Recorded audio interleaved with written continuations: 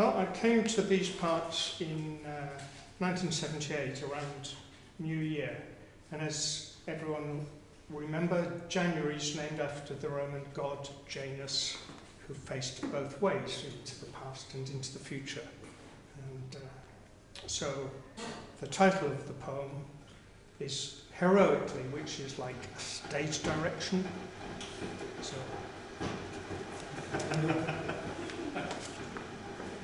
okay, try it. Follow that. Okay. These were his designs in life: to paint a picture, find a wife, to write a book of poetry about the mystery that never cloyed. He'd written just enough to tease, his wife and he near enemies. The pictures were brief departures for the void, until a lump of shapeless clay, produced by ages of decay, was all he had among the mad.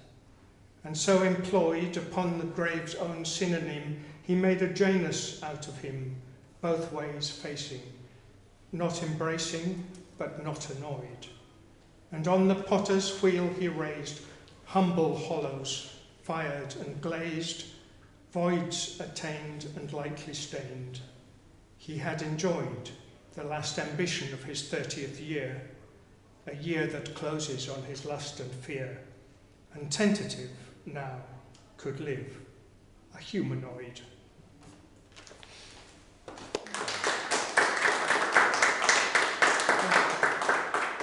Well, you could save any more applause, if any, to the end, if you like. Thank you.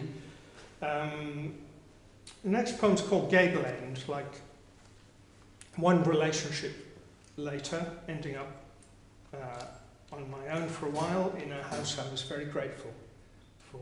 So the gratitude should shine through in this poem. Gable End.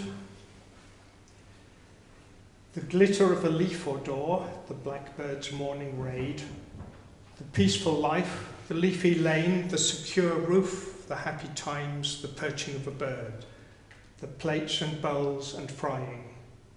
And at night the window veiled against the moth, and no one else, the individual piles of cloth, the sapling towers in the waste of railway banks, the butterfly a quiet light to nod to, thanks.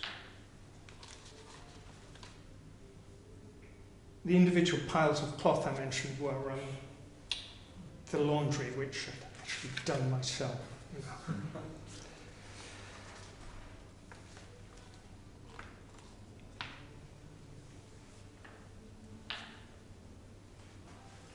I'll see if this one will speak for itself without an introduction. It's called Silver Birch.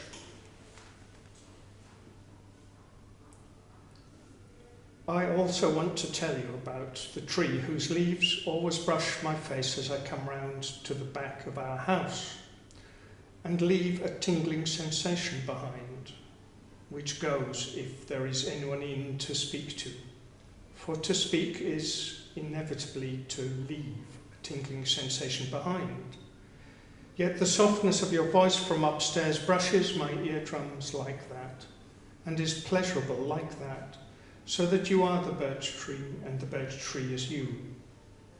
In the expenditure of speech, then, there is a putting out of leaves, which, like the putting down of roots, is transitory yet irreversible, mortal but spiritual, just as your hair has gone white.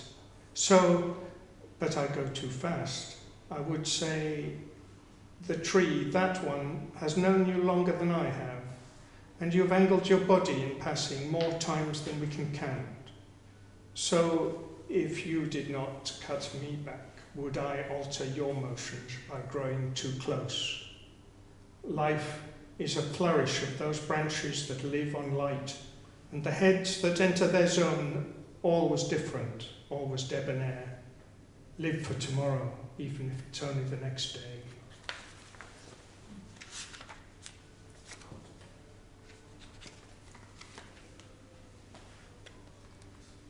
The next poem's called Affable, and it's Again, it's one of the more formal ones.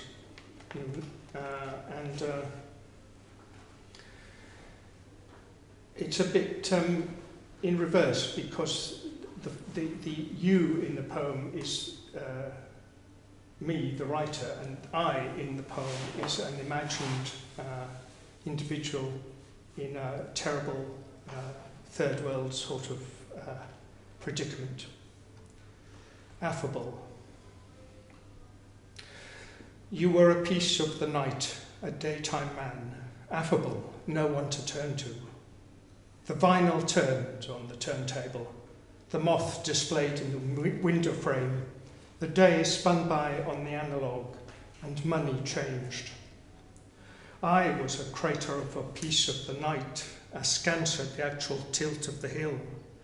The sun failed brilliantly to fill my belly, and thick smoke filled me with hollowness. To the day I was an Eurasian, and money changed. I was a night and a day, and a night and a day, but there is no change of time in a time of terror. The cloth that covered my creature changed in horror. The holes in the rags in the mirror dreamt of water.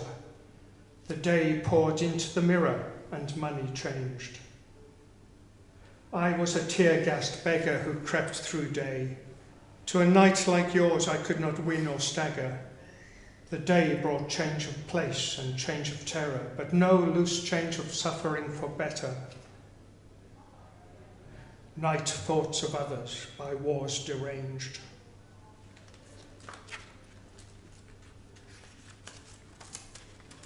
So that's a bit serious. Here's something a little more fanciful. It's really written about some friends of mine, but they're kind of transposed into an imaginary historical situation, rather unspecific historical figures.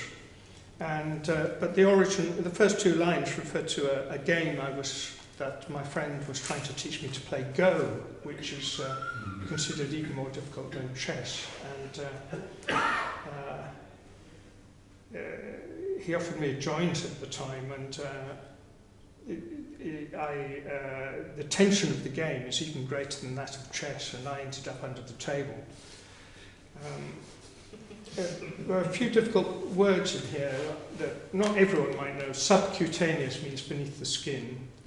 Squamous, if I remember, means kind of scaly, barnacled or something. And what else? Well, it'll roll with it. The alliance. The instantaneous logic of the move made subcutaneous sense. One vomited.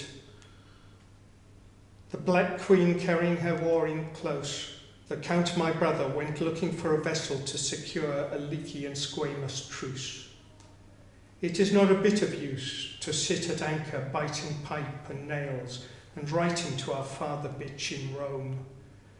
But that is what one does, in dull nausea, on a day of unparalleled splendour, a hot September day, with the furled sails smelling of yesterday's rain. She queered my stomach like a pitchfork when I answered her with his absence. And yet it's not with me she's angry, but with the gaunt Count. And the fleet he had thought to mount against our enemies is all around, rotten and holed and careened for all time.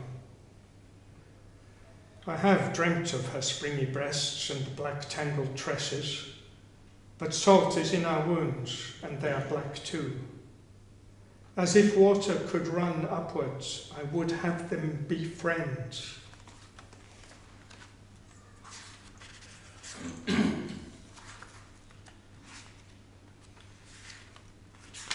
How am I doing for time, James?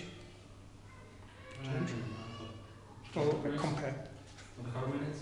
Couple of minutes, right, well,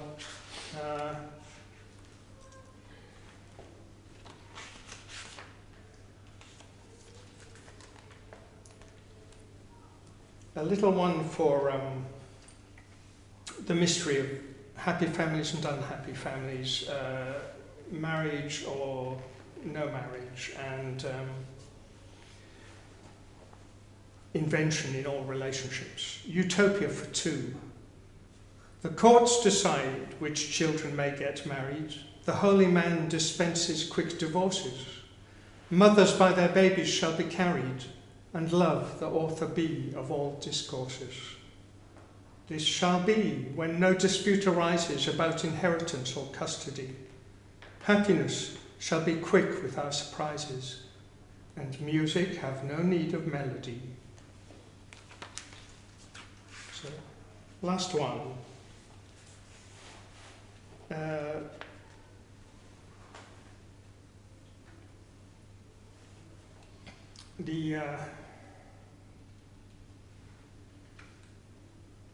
The Scorner at Heartache. Oh, I should say this was inspired by a film I saw about the French poet Arthur Rimbaud. The Scorner at Heartache, you sat aside the carriage like a hayseed gone to pot, and stuck a leg in denim out to break hard with your boot. It was a lovely train of thought that had nowhere to stop, like the man's who saw the seagull fly and let his body drop. My throat got dry with thinking first of Rimbaud, then of wine, of how D sounds in silence, and I almost rhymed with am. Oh, the ambushes of amity. There never was another in the complicity of hate who wrote like little Arthur. And now you think that John will leave the sea and go to Jesus, a dream that reads, an ear that speaks, a willing heart, that frees us. Thank you.